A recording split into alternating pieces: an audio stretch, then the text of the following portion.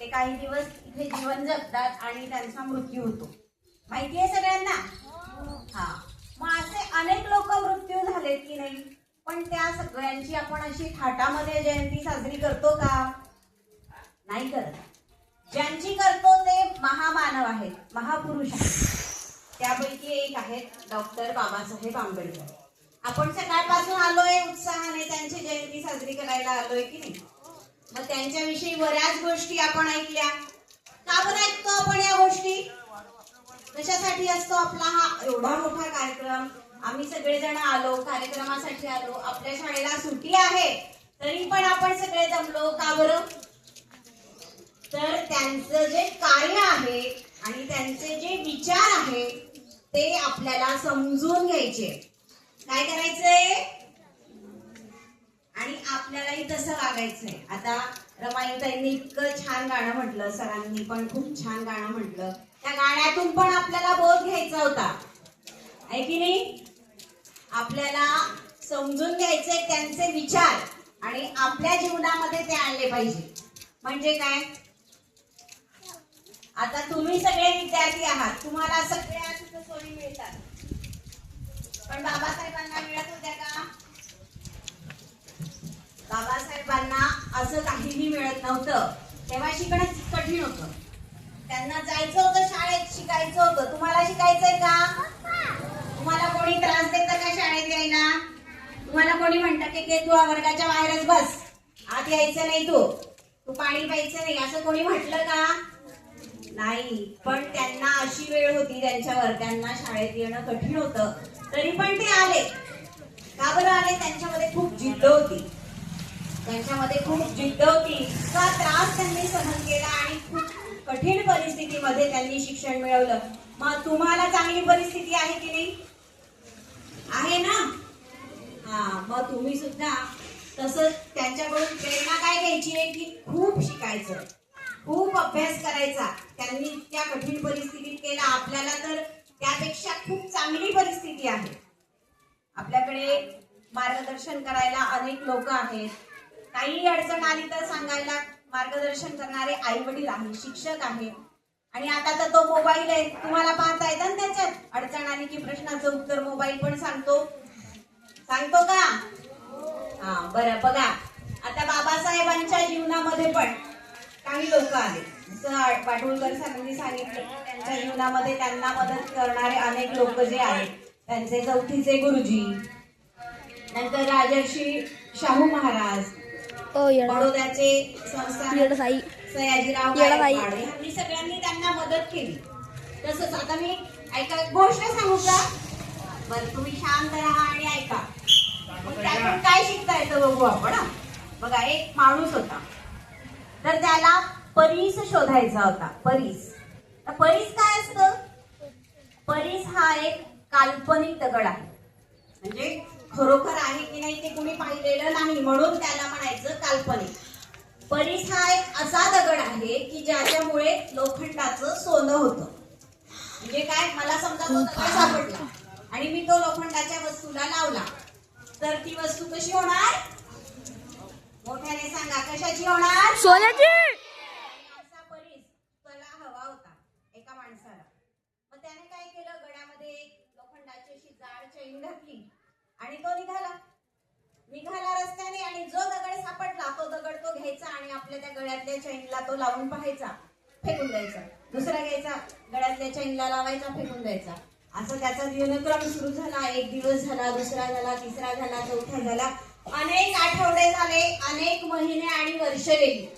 त्याचं हे काम सातत्याने सुरूच होतं. आणि असं करता करता तो खूप थकला आणि शेवटी आता त्याची जाण्याची वेळ आली. आणि तेव्हा त्याने अचानक आपल्या गळ्यातल्या त्या चैनकडे पाहिलं आणि अचानक त्याला धक्काच बसला. का धक्का बसला? तर त्याच्या गळ्यातली ती जी लोखंडाची चैन होती ती सोन्याची झाली होती. बघा, का बरं झाली असेल सोन्याची ती? कोणाला अंदाज करता येईल का? त्याची ती चैन सोन्याची झाली होती. चैन सोन्याची केव्हा होणार होती? जेव्हा त्या चैनला परिसाचा स्पर्श होईल तेव्हा, बरोबर? म्हणजे तो त्याचा जो प्रोग्राम वर्षानुवर्ष चालू होता त्या काळामध्ये त्याला एखादा दगड, तो दगड नसून परीस होता, तो भेटला की नाही? पण त्याला तो ओळखता आला का? त्याला तो ओळखता आला नाही आणि त्याने तो पण इतर दगडांसारखाच फेकून दिला असावा, पण त्या परिसाने त्या चैनीचं सोनं बनवलेलं होतं हे मात्र त्याच्या लक्षात आलं नाही. बाबासाहेबांनी मात्र इथे चूक केली नाही. त्यांना जे गुरुजी मिळाले त्यांनी त्या ज्ञान देण्याची जी सुरुवात केली, त्या ज्ञानाचा झरा त्यांनी आपल्यामध्ये उतरवला. त्यांनी त्यांच्यावर जो विश्वास दाखवला, तो विश्वास त्यांनी सार्थ ठरवला. अतिशय प्रतिकूल परिस्थितीमध्ये सुद्धा त्यांनी आपला जो व्यासंग होता ज्ञानाचा, आणि म्हणून ते प्रज्ञा सूर्य ठरले, तो व्यासंग त्यांनी जपला. आणि 24 तासांपैकी 18 तास, आपण तर 12 तास झोपूनच राहतो. 5 वाजता उठायला सांगितलंय पण कुणी उठत नाही, आहे की नाही? रात्री मोबाईल पाहायचा, टीव्ही पाहायचा, ही कामं करतो. बाबासाहेबांनी असंच केलं असतं तर आज आपण अशी त्यांची जयंती साजरी केली असती का? नाही. तर मला असं सांगायचंय की तुमच्या जीवनात सुद्धा असे परीस येतात. परीस म्हणजे तो दगडच येईल असं नाही, तर व्यक्ती रूपाने. मी आता बाबासाहेबांच्या जीवनात आलेले परीस म्हणून त्यांचे गुरुजी म्हणते. त्यांना ज्यांनी मदत केली ते सगळे लोक, तुम्हालाही असे लोक भेटतात, पण तुम्ही पण त्यांना ओळखलं पाहिजे. म्हणजे काय ओळखणार? म्हणजे काय करणार? तर तुम्ही वेळोवेळी त्यांचं मार्गदर्शन ऐकलं पाहिजे. आता आपल्या शाळेमध्ये इतके छान छान शिक्षक आहेत, तुम्हाला ते प्रत्येक वेळी शिकवतात. वर्गामध्ये ते काहीतरी गोष्टी सांगतात, परिपाठात चर्चा करतात. तुम्ही काही अडचण विचारली असली तर त्याच्यावर पण तुम्हाला लगेच मार्गदर्शन करतात. म्हणजे हे तुमच्या जीवनातले परीस असावे. तुमचे आई वडील तुमच्या उत्कर्षासाठी सातत्याने प्रयत्न करतात. आता सर किती भाऊक झाले, त्यांच्या आई वडिलांनी त्यांच्यासाठी कष्ट केले होते, त्यांनी पण खूप दुःख भोगलं. आणि असं प्रत्येकाचे आई वडील करतात. माझ्या आई वडिलांनी पण केलं. तुमचे आई वडील सुद्धा आज रोजी तुमच्यासाठी करताय की नाही? हो. कामाला जातात ना? कोणाच्या आई आणि कोणाचे वडील असे फक्त घरी झोपून राहतात? सांगा बरं. जातात की नाही कामाला? हा, ते आपल्यासाठी कष्ट करत असतात. आणि म्हणून आपण त्यांच्या ज्या आशा अपेक्षा आहेत त्या पूर्ण केल्या पाहिजे. आपल्या आईला वाटतं की आपण खूप शिकून पुढे मोठं झालं पाहिजे, नाव कमावलं पाहिजे. देवेंद्र, तू नाव कमावणार आहेस का? मोठं झाल्यावर आपण जेव्हा काहीतरी बनतो छान, तर सगळ्यात जास्त आनंद आपल्या आईला, आपल्या वडिलांना होत असतो. आणि म्हणून आपण त्यांच्यासाठी आणि आपल्यासाठी सुद्धा असं काही केलंच पाहिजे. मग बाबासाहेब काय सांगायचे की स्वतःवर विश्वास ठेवा. काय सांगायचे? मग तुम्ही ठेवताय का स्वतःवर विश्वास? आपल्याला मी करू शकतो असं तुमचं म्हणणं पाहिजे. मला येईल, मी शिकेल, मी करेल. आज किती जणांनी खूप छान भाषण केलं, पण थोडं छोटं होतं. आता पुढच्या वेळी आणखी चांगलं करायचं आणि पाठ केलं पाहिजे आणि ओघवत्या शैलीत आलं पाहिजे. सगळ्यांचं छान होतं, त्यासाठी सगळ्यांचं खूप खूप कौतुक. सगळ्यांनी स्वतःसाठी जोरदार टाळ्या वाजवा. खूप छान माहिती तुम्ही सांगितली. तर बाबासाहेब सांगायचे की आत्मविश्वासासारखी दुसरी दैवी शक्ती नाही. म्हणजे काय? आत्मविश्वास, स्वतःवर विश्वास ठेवणार का तुम्ही? समजा एक आखाडा आहे. आखाडा म्हणजे जिथे पहिलवान कुस्ती खेळतात. त्या आखाड्यामध्ये एक पहिलवान आला आणि तो असा जोरात दंड थोपटतोय. पाहिलंय का टीव्ही मध्ये? असं आखाड्यामध्ये तो पहिलवान असा आपल्या मांडीवर ठोकतो की नाही?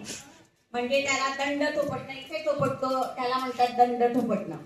मग एखादा एकदम जोशामध्ये ठोकतोय तसं आणि दुसरा पाहतोय की अरे बापरे, आता असा जोरदार आलाय, आता आपलं काही खरं नाही, असं जर त्याने विचार केला की त्याच्या त्या कृतीलाच पाहून घाबरला, तर त्याच्याकडून काही होणं शक्य आहे का? नाही. आपण आपला विश्वास गमावता कामा नये. आणि म्हणून आत्मविश्वासासारखी दुसरी दैवी शक्ती नाही, ही एक शिकवण त्यांची आपण लक्षात ठेवा. आणि काय सांगायचे बाबासाहेब? जर तुमच्याकडे 2 रुपये असले, काय करणार तुम्ही 2 रुपयाचं? चॉकलेट घेणार. हा, चॉकलेट घेणार का? त्यावेळी 2 रुपयाला खूप महत्व होतं, म्हणून त्यांचं वाक्य असं आहे हा, जर तुमच्याकडे 2 रुपये असले तर 1 रुपयाची भाकरी घ्या. म्हणजे काय, आपल्याला भूक लागते म्हणून जेवणासाठी 1 रुपया ठेवायचा आणि उरलेल्या 1 रुपयाचं पुस्तक घ्या.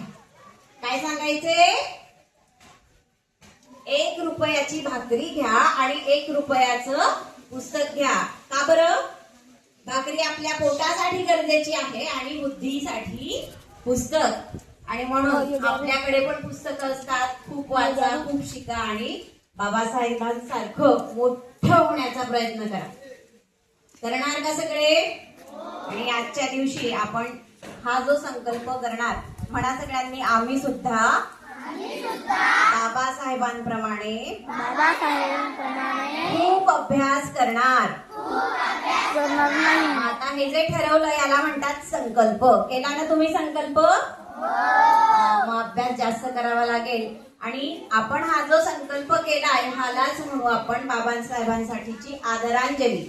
आज आपण त्यांच्या जयंती दिनी सगळेजण हा संकल्प करूया. ठीक आहे?